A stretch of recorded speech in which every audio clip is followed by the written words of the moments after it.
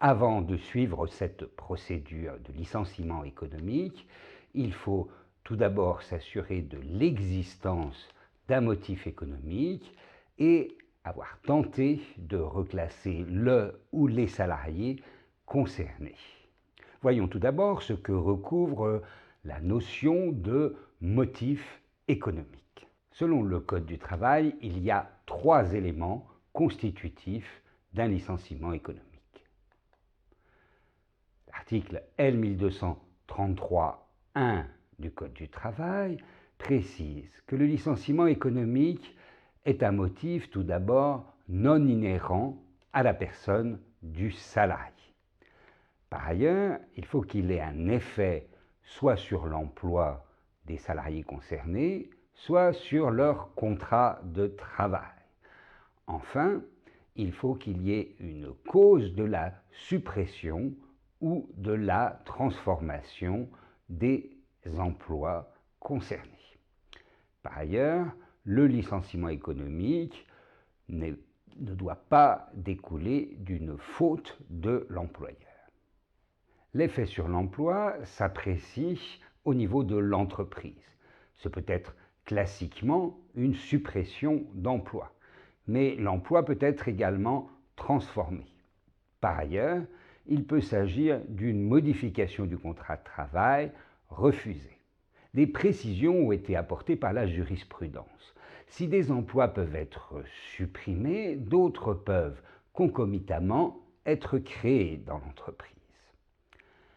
Par ailleurs, lorsque les fonctions occupées font l'objet d'un recours à des prestataires extérieurs, on considérera qu'il y a suppression de postes. La répartition des tâches de l'emploi supprimé peut se faire sur d'autres emplois. Enfin, l'introduction de nouvelles technologies correspond bien à une transformation de l'emploi. Ensuite, il faut voir quelle est la cause de la suppression de ces emplois. L'article L 1233-3 du Code du travail liste différentes causes qui peuvent être invoquées, mais cette liste n'est pas exclusive. Certaines causes ont d'ailleurs été dégagées par la jurisprudence, puis reprises par le législateur. C'est le cas de la sauvegarde de compétitivité dans l'arrêt fameux dit Vidéocolor et qui date de 1995, ou encore de la cessation d'activité. À ces deux causes s'ajoutent les mutations technologiques et plus classiquement les difficultés économiques. Toutes ces causes sont appréciées au niveau de l'entreprise. Il y a une situation particulière, l'appartenance à un groupe avec une entreprise dominante. L'appréciation de la cause de la suppression des emplois se fait sur l'ensemble des entreprises du groupe situées sur le territoire national et appartenant au même secteur d'activité. C'est la précision de l'article L 1233-3, alinéa 4 et 5. Voyons dans le détail ce qu'est cette cause justificative. Les différentes causes, reprenons-les, sont les difficultés économiques, la mutation technologique, la cessation d'activité et la sauvegarde de compétitivité de l'entreprise. Pour ce qui concerne les difficultés économiques, c'est une notion issue de la jurisprudence. Il y a eu une évolution depuis la loi travail en 2016, puisque désormais le Code du travail précise que ces difficultés économiques consistent en une évolution significative d'au moins un indicateur économique et plusieurs indicateurs sont listés par le législateur. Mais ce peut être également tout autre élément justificatif. Quels sont les indicateurs que le législateur a mentionné. Tout d'abord, la baisse des commandes ou du chiffre d'affaires. Ce peut être aussi des pertes d'exploitation ou enfin une dégradation de la trésorerie ou de l'excédent brut d'exploitation. Le législateur n'a pas précisé la période de référence pour l'appréciation de l'évolution significative de ces indicateurs. La Cour de cassation a néanmoins précisé qu'en cas de baisse de chiffre d'affaires, il fallait se référer à une période contemporaine à la notification de la rupture, donc la période juste avant le licenciement. Pour la baisse des commandes ou du chiffre d'affaires, le législateur a prévu que la comparaison devait s'opérer sur une même période de l'année précédente et que celle-ci devait être au moins égale à un trimestre pour une entreprise de moins de 11 salariés, 2 pour une entreprise d'au moins 11 salariés et moins de 50, 3 trimestres pour une entreprise d'au moins 50 salariés et moins de 300, et 4 trimestres pour les autres. Les juges du fond vont souverainement apprécier la réalité des difficultés économiques invoquées par l'employeur. Il n'est pas nécessaire pour eux de faire référence aux seuls indicateurs légaux. Ils pourront apprécier l'évolution significative des indicateurs qui auront été retenus. Relativement à la mutation technologique, il faut préciser que l'employeur a, de par l'application de l'article L6321-1 du Code du travail, une obligation d'adaptation de ses salariés à l'évolution de leur emploi. Les juges vont apprécier en matière de mutation technologique le sérieux de celle-ci et son impact sur l'emploi. Pour la cessation d'activité, il faut que celle-ci soit totale et définitive et elle ne doit pas être due à une faute de l'employeur. Enfin, la sauvegarde de compétitivité. C'est un motif qui sert à prévenir des difficultés économiques. C'est l'arrêt Page jaune du 11 janvier 2006 qui l'a introduit en jurisprudence. Il s'agissait en l'occurrence de tenir compte des évolutions technologiques et de leurs conséquences sur l'emploi. En l'occurrence, le passage du bottin à des recherches Internet. D'une manière plus générale, la sauvegarde de compétitivité nécessite, selon la jurisprudence, qu'il y ait une menace sur la compétitivité de l'entreprise et partant une nécessité de réorganisation de celle-ci. Voyons quelques exemples de sauvegarde de compétitivité admises par les juges. Lorsqu'apparaissent de nouveaux acteurs menaçants sur le marché, il y a une compétitivité menacée.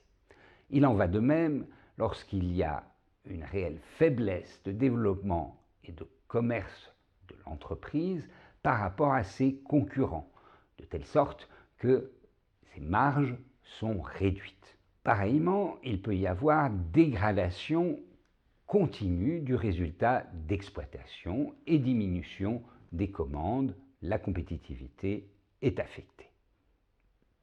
De même, la persistance de pertes d'exploitation dans l'entreprise et dans le groupe pourront justifier cette sauvegarde de compétitivité. Enfin, la perte d'exploitation et la dégradation des performances financières d'un secteur d'activité de l'entreprise peut suffire. Il est temps maintenant d'aborder l'obligation de reclassement qui pèsent sur l'employeur avant tout licenciement économique.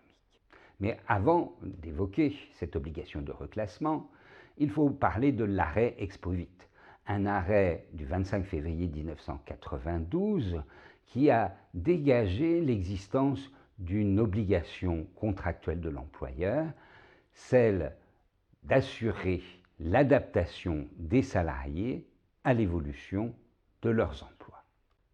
Ensuite, lorsque l'employeur veut procéder à un licenciement économique, il faut qu'il remplisse certaines conditions préalables, que des efforts de formation et d'adaptation aient été réalisés, et ensuite que l'employeur ait recherché à reclasser les salariés concernés sur des emplois disponibles et constaté qu'il était impossible de le faire. Voyons comment s'opère cette recherche d'un reclassement. Il s'agit d'une obligation de moyens renforcée, instaurée par l'article L1233-4 du Code du travail. L'employeur doit tenter de reclasser les salariés concernés sur d'autres postes disponibles et dans un périmètre que l'on précisera dans un instant. Il ne s'agit pas de rechercher un reclassement externe, sauf s'il y a un plan de sauvegarde de l'entreprise, un PSE, ou que l'entreprise appartienne à un groupe. Sur quel emploi l'employeur doit-il rechercher un reclassement? Ce sont des emplois relevant de la même catégorie que celui occupé par le ou les salariés, ou des emplois équivalents et assortis d'une rémunération équivalente. Ce n'est qu'avec l'accord du salarié que l'on peut envisager un reclassement dans une catégorie inférieure. Par ailleurs, il faut que l'emploi supprimé et l'emploi de reclassement soient comparables en termes de niveau de responsabilité, de mission et de salaire.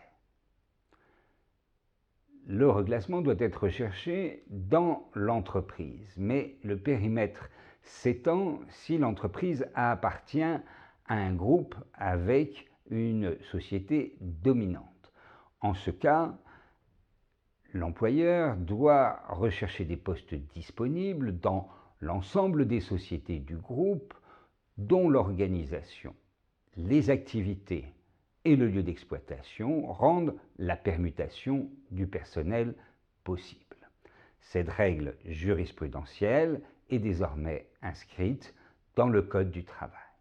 Il importe de souligner que depuis les ordonnances Macron, le périmètre de recherche de reclassement est limité au territoire national, qu'il s'agisse des entreprises ou du groupe. En cas d'appartenance à un groupe, comment procéder? Il faut que l'employeur interroge l'ensemble des sociétés du groupe sur l'existence de postes, qu'ils soient vacants ou créés, et en indiquant la caractéristique des emplois occupés par les salariés dont on envisage le licenciement économique, leur nom, leur classification, la nature de leur emploi. Une demande de liste de postes vacants sans autre précision sera jugée insuffisante. En revanche, la jurisprudence a précisé que l'employeur n'était pas dans l'obligation d'indiquer aux entreprises du groupe le profil personnalisé des salariés concernés. Il peut y avoir contestation soit sur l'existence d'un groupe, soit sur le périmètre de recherche. Le juge formera sa conviction au vu des éléments fournis par les parties. Et si ces éléments sont inexistants, le licenciement sera considéré sans cause réelle et sérieuse. Pour éviter cette conséquence, l'employeur doit donc rapporter des preuves sur la recherche de reclassement et l'impossibilité de reclasser le salarié. S'il manque à son obligation, il y aura bien un licenciement injustifié, mais s'il n'y a pas de poste disponible, on ne va pas pouvoir lui reprocher l'absence de recherche de reclassement. Comment peut s'opérer l'offre de reclassement éventuelle? Les offres de reclassement de l'employeur doivent être écrites et précises. Elles doivent comporter l'intitulé du poste de reclassement, le nom de l'employeur, la nature du contrat de travail, sa localisation, le niveau de rémunération et la classification du poste. La jurisprudence a particulièrement insisté sur l'importance de la mention du salaire. Comment mettre en œuvre l'offre ou les offres de reclassement? L'employeur peut au choix soit diffuser par tout moyen une liste de postes disponibles, soit indiquer des offres personnalisées. Il faut respecter pour les salariés un délai de sorte qu'ils puissent déposer leur candidature de manière écrite et ce délai est d'au moins 15 jours. En cas d'acceptation, ce sera simple, il y aura un avenant au contrat de travail initial. Et en cas de changement d'employeur, il est possible de conclure une convention tripartite qui va emporter novation du contrat de travail.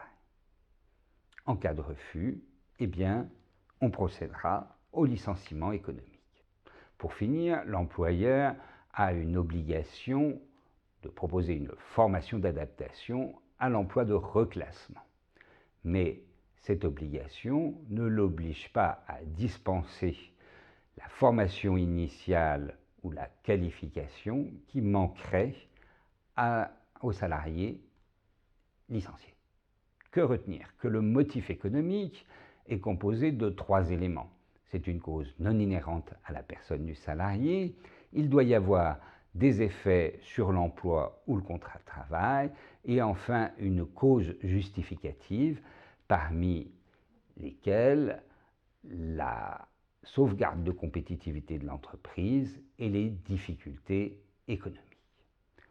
Concernant l'obligation de reclassement, c'est une tentative que doit préalablement faire l'employeur avant tout licenciement économique.